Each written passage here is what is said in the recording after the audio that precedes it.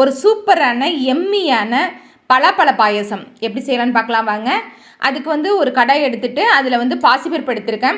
இந்த பாசிப்பருப்பு வந்து நல்லா கோல்டன் ப்ரௌனாக எடுத்துக்கணும். 1 டேபிள் ஸ்பூன் எடுத்து வாசனை வர அளவுக்கு நல்லா வறுத்து எடுத்துக்குங்க. இதோடய கூட வந்து ஒரு 3/4 லிட்டர் பால் வந்து நான் வச்சுருக்கேன் அடுப்பில். அது திக்கான பால் தான். அதை வந்து கொஞ்சம் நான் 1/2 லிட்டரை சுருக்க போகிறேன். அதனால் வந்து அதை சிம்மில் வச்சுருக்கேன். இந்த பாசிப்பருப்பு நல்லா வாசனை வர அளவு வறுத்து எடுத்துக்கிட்டு அதுக்கப்புறம் நம்ம என்ன பண்ணுறோம் அப்படின்னு பார்த்திங்கன்னா, பழாப்பழத்தை சின்ன சின்ன துண்டுகளாக கட் பண்ணி வச்சுக்கோங்க. இது வந்து மேலே வந்து நம்ம போடுறதுக்காக தான். அதையும் வந்து இதோடு சேர்த்து நெய்யில் சேர்த்து வதக்கிக்க போகிறோம். இப்போ பாசிப்பருப்பை நான் வறுத்து எடுத்துக்கிட்டதுக்கப்புறம் அதை கொஞ்சம் நெய் விட்டுட்டு முந்திரி பருப்பு வறுத்து எடுத்துக்கிறேன்.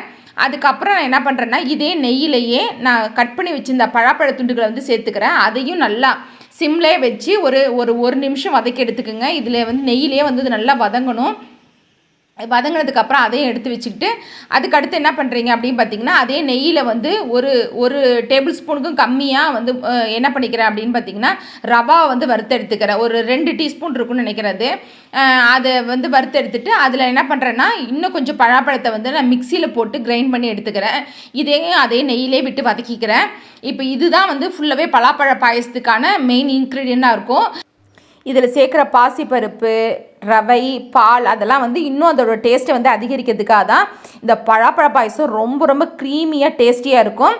இப்போ நம்ம இதை வந்து பால்லே தான் வேக வைக்கணும். அப்போ தான் அதோட டேஸ்ட் வந்து சூப்பராக இருக்கும். உங்களுக்கு அந்தளவுக்கு தேவையான அளவு பால் விட்டு அதை வேக வைங்க. அடிப்பிடிக்காத அளவுக்கு மிதமான ஃப்ளேமில் நல்லா சிம்மில் வச்சோ 1 or 2 விசில் வச்சு வேக வச்சு அது வந்து எடுத்துக்குங்க.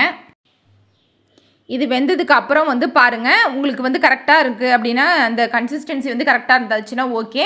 சப்போஸ் ரொம்ப திக்காக இருக்கிற மாதிரி இருந்துச்சுன்னா மறுபடியும் கொஞ்சம் பால் அதில் விட்டு கலந்துக்குங்க. தேவையான அளவு வந்து உங்களுக்கு வந்து நாட்டு சர்க்கரையோ இல்லை வெல்லமோ இல்லது சாதாரண சர்க்கரையோ சேர்த்துக்கலாம் உங்களுக்கு தேவையான அளவு. நான் இதில் வந்து வெள்ளைப்பாகு தான் சேர்த்துருக்கேன்.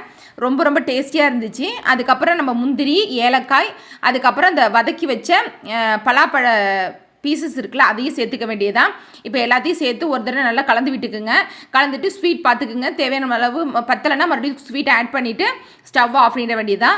ரொம்ப ரொம்ப டேஸ்டியாக இருக்கும். இந்த பழாப்பழ பாயசம் செஞ்சு பாருங்கள்.